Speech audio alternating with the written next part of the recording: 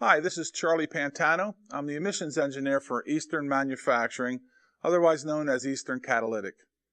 We'd like to talk to you today about emission laws and types of installations that you might see out in the field.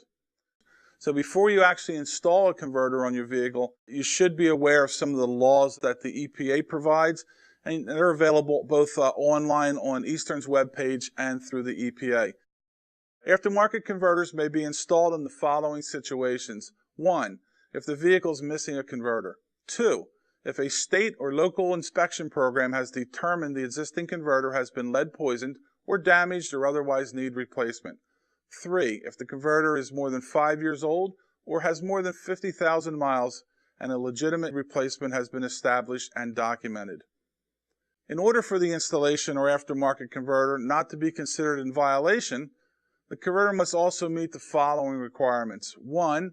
It must be installed only in a situation as defined in the 3 situations that I previously read to you. 2. Be in the same location as the original converter. 3.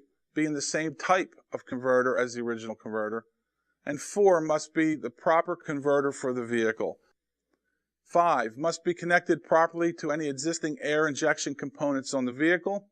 6. If the car has multiple converters, some vehicles might have 1, cars have up to 6 converters. Every converter must be replaced when damaged. 7. Be accompanied by a warranty information card filled out by the installer. This card is provided in your package when you receive your converter from Eastern Catalytic.